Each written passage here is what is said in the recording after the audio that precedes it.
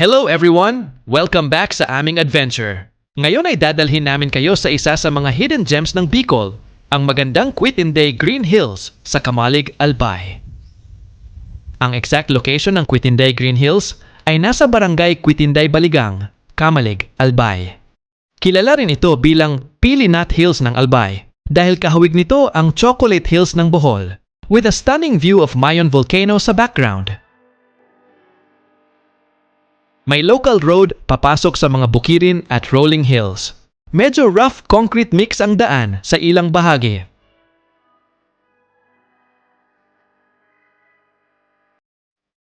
Medyo mahaba-habang travel din siya, pero worth it naman because the journey itself is already part of the adventure. Habang papalapit kami sa Quit-in-Day Hills, mas lalong gumaganda yung view. Makikita mo yung peaceful na probinsya vibes, rice fields, coconut trees, at fresh atmosphere na sobrang relaxing. So, nandito na tayo sa registration area ng Quit-in-Day Hills. Super peaceful ng paligid. And grabe yung fresh air dito. Makikita mo na agad from here yung famous rolling hills. Ito nga pala ang rates nila dito sa parking at entrance fee. Now magsisimula na ang mini hike paakyat sa viewpoint. Good thing, beginner-friendly lang yung trail, kaya kahit hindi ka masyadong mahilig mag-hike, kaya mo pa rin siya. Pero syempre, mapapahingal ka pa rin ng konti.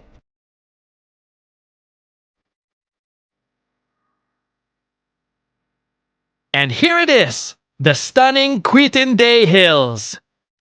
Grabe, sobrang worth it ng pagod at biyahe.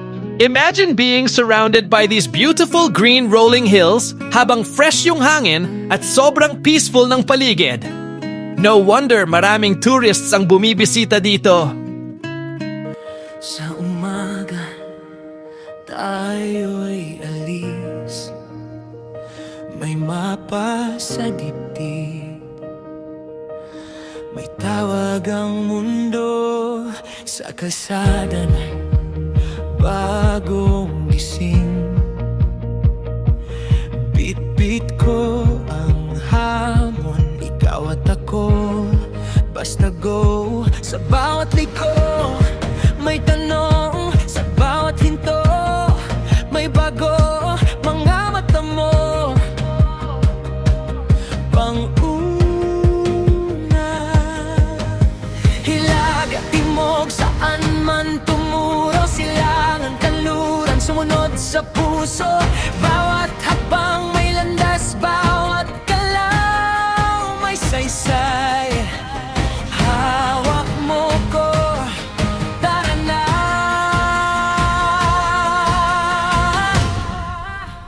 40-point travel adventure, apat na dulo sabay. 40-point travel adventure, maghanap, maglakbay. Sa hilaga, sa timog, sa silangan, kanluran.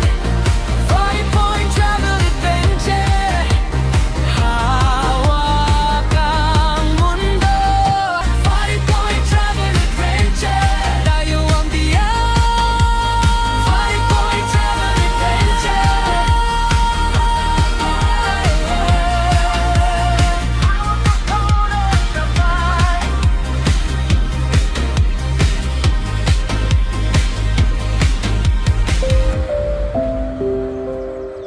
May kubo nga pala dito sa taas. Ang sarap magpahinga dito. Sabay ng malakas na ihip ng hangin, masyadong relaxing ang vibes. Pababa na kami ngayon from Quit-in-Day Hills. And honestly, ayaw pa naming umalis. Sobrang peaceful kasi dito. Fresh air, beautiful scenery, at parang nawawala talaga yung pagod at stress. Simple mini hike lang siya, pero grabe yung experience at memories na mabibigay nito. Definitely one of the places na babalik-balikan mo talaga kapag gusto mong mag-unwind at mag-relax. Another unforgettable adventure unlocked with good friends, good vibes, and beautiful nature.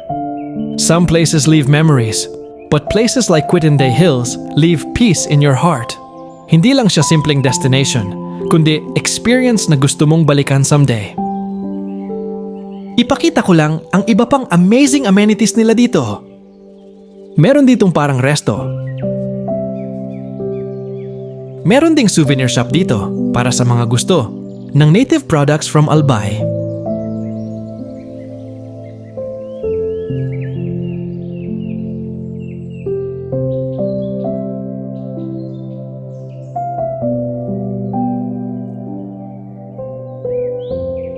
Ito naman ang comfort room nila. Maganda at malinis dito.